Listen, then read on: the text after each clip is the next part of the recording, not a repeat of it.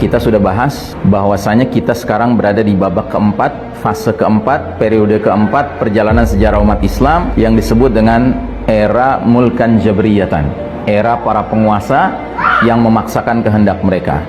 Dan era ini baru berjalan 100 tahun sejak tahun 1342 Hijriah. Di sini tulisannya hampir 100 tahun karena gambar ini atau tulisan ini dibuat beberapa waktu yang lalu ya. Kalau sekarang persis 100 tahun. Karena kita sekarang sudah berada di tahun 1442 Hijriah ya. Jadi persis 100 tahun. Kalau pakai hitungan Masehi, peristiwa runtuhnya babak ketiga yaitu runtuhnya khilafah terakhir Kesultanan Utsmani Turki pada tahun 1924 Masehi.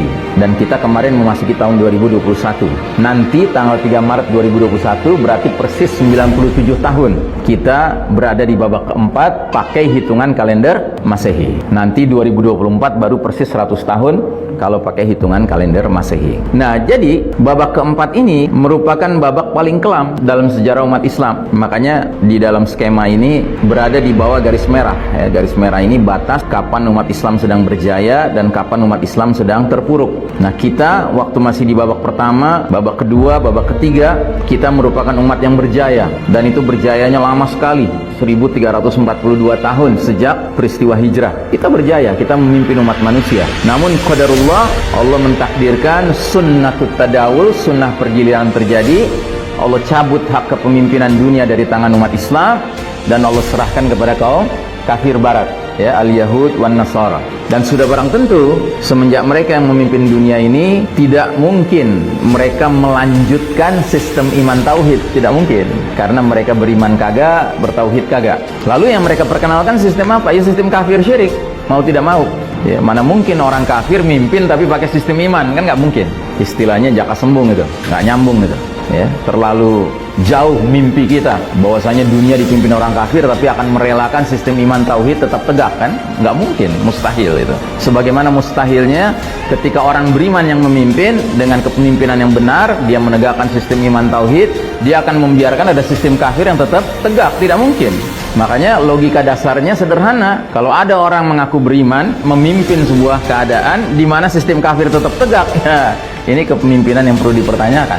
Nah, jadi saudaraku rahimakumullah, mereka al-Yahud wan Nasara dalam memimpin kita di babak keempat ini ternyata semakin hari semakin berusaha mengkonsolidasi kekuatan mereka, sehingga sistem yang mereka kembangkan ini lebih layak disebut sebagai sistem Dajjal. Sistem yang dibangun untuk menggelar karpet merah penyambutan Al-Masih Ad-Dajjal, sang juru selamat palsu, si Dajjal itu. Otomatis nilai-nilai yang berkembang di dunia sekarang ini adalah nilai-nilai yang gelap, nilai-nilai kesyirikan, kesombongan, kekufuran, kemunafikan, kefasikan, kezoliman, kemaksiatan, kemungkaran, dan seterusnya. Sesuai dengan hadis Nabi yang mengatakan, badiru bil a'mali fitanan kakita'il lailil muslim. Bersegeralah kalian beramal sebelum datangnya era penuh fitnah seperti sepotong malam yang gelap gulita. Nah, itulah era kita sekarang. Era di mana-mana kita temukan fitnah dengan aneka ragam bentuknya, sementara makin hari makin gelap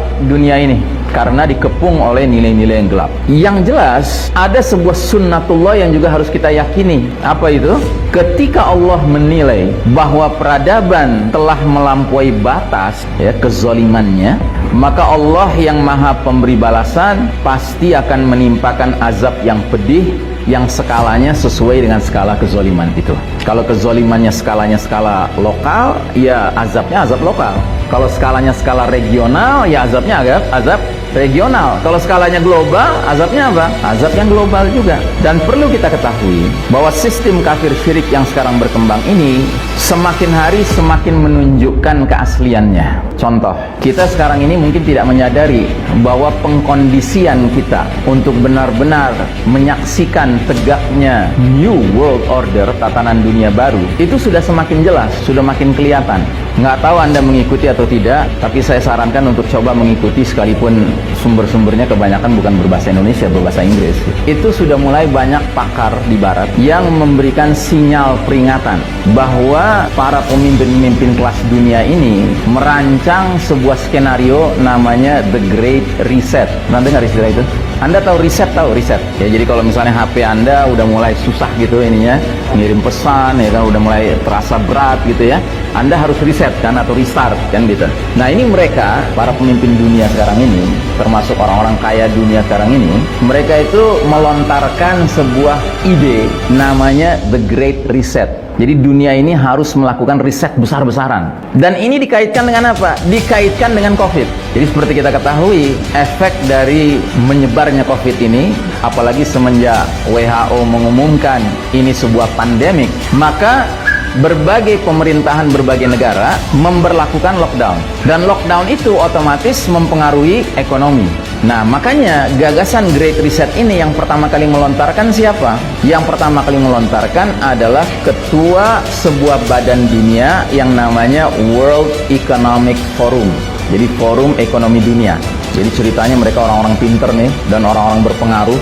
Banyak pimpinan-pimpinan negara, banyak taipan-taipan kelas dunia ngumpul di situ. Terus mereka membicarakan ini bahaya nih dengan COVID ini, lockdown, maka banyak ketimpangan ekonomi terjadi, ya kan, resesi ekonomi terjadi, ya kan. Maka kita kelihatannya harus menggagas sebuah ide solutif. Nah, mereka akhirnya menggagas yang namanya The Great Reset. Nah, Great Reset ini kemana arahnya? Arahnya adalah pembentukan One Global Government, sebuah pemerintahan global tunggal. Tapi nggak berhenti di situ. Ada kata sifatnya di situ. Sifatnya apa? Totalitarian. Tahu totalitarian artinya apa? Jadi One Global Totalitarian Government. Jadi sebuah pemerintahan totaliter yang global, yang tunggal. Paham totaliter artinya apa? Ada yang paham? Totaliter itu sama dengan otoritarian. Otoriter. Jadi sebuah pemerintahan tunggal dunia yang punya watak memaksakan kehendak sewenang-wenang ya. Dan slogan yang diangkat diantaranya berbunyi begini: You will own nothing but you will be happy. Anda tidak akan memiliki apa-apa, tetapi Anda akan hidup bahagia. Dan slogan seperti ini adalah slogan yang sangat cocok dengan faham ideologi komunis. Ya, kalau di negara komunis itu orang nggak punya private property, nggak punya kepemilikan pribadi, semua milik negara. Tetapi hidupnya senang. Karena apa? Karena semua keperluannya dipenuhi. Nah, jadi saudaraku rahimakumullah, dunia mau diarahkan ke sana. Jadi, yang segala Anda sekarang mulai mengalami nih, dibikinlah aturan begini, aturan begitu, ya kan, yang digunakan kalimat yang keren yang namanya protokol, ya kan. Itu latihan, Anda dilatih untuk tunduk pada satu pemerintahan tunggal dunia itu. Makanya sekarang seragam, Pak, di mana-mana. Solusinya 3M. Itu Anda jangan pikir cuma berlaku di Indonesia, tidak. 3M ini berlaku di mana-mana sekarang, Pak. Orang kena COVID karena 3M, nggak dipatuhi. Orang nggak kena COVID karena 3M dipatuhi. Nah, jadi saudaraku rahimakumullah, kita harus paham bahwa kalau ini berjalan terus begini, berarti mereka bisa memaksakan kehendak-kehendak mereka untuk melakukan hal-hal yang dalihnya kebaikan masyarakat luas. Tetapi ujung akhirnya adalah kepentingan dari yang punya kuasa. Makanya saya katakan, ketika Allah menilai bahwa peradaban ini sudah togho, sudah melampaui batas, maka Allah Al-Muntaqim yang maha pemberi balasan pasti akan menimpakan azab pedih yang skalanya sesuai dengan skala kezalimannya. Kalau skala kezalimannya kelas dunia, sudah barang tentu azabnya juga kelas dunia. Nah, pelan tapi pasti kita semua menuju ke titik tersebut, saudaraku rahimakumullah. Makanya saya peringatkan diri saya dan kita semua, marilah kita benar-benar menjadi hamba-hamba Allah yang semakin hari semakin tawakal kepada Allah, semakin bergantung kepada Allah Ta'ala, karena jujur apa yang kita alami ke depan ini akan semakin berat. Saya ambil contoh saja tadi di perjalanan, yang jemput bertanya kan, Ustaz, gimana caranya kita mensikapi vaksin? Ya, jadi sekarang ini kan masih ya ada pro kontra lah gitu ya kan, masih ada pro kontra. Termasuk yang wilayahnya diberlakukan atau akan diberlakukan aturan divaksin kena 300.000 rupiah, nggak divaksin kena penalti 5 juta. Itu kan di wilayah tertentu seperti itu, nggak di semua wilayah. Pelan namun pasti ini akan menjadi sesuatu yang disebut dengan mandatory vaccine. Vaksin itu akan jadi wajib untuk siapa? Untuk seluruh penduduk planet bumi ini. Kecuali siapa? Kecuali mereka-mereka yang memang bikin aturannya, atau mereka tampil juga kelihatan disuntik, tapi suntikannya suntikan yang punya kemampuan neko-neko gitu. Tahu kan, udah tersebar kan videonya tentang suntikan yang nyuntik tapi nggak nyuntik gitu loh, atau nyuntik tapi belok gitu suntikannya, atau vitamin C isinya ya, kalau dalam dunia sains biasa disebut placebo. Jadi nggak ada isinya, isinya cuman cairan biasa saja atau NaCl kali, garam kali. Nah, jadi saudaraku rahimakumullah, ini semua adalah sesuatu yang kita nggak boleh tutup kemungkinannya akan terjadi. Kalau tidak bisa dikatakan justru akan memang mengarah ke sana.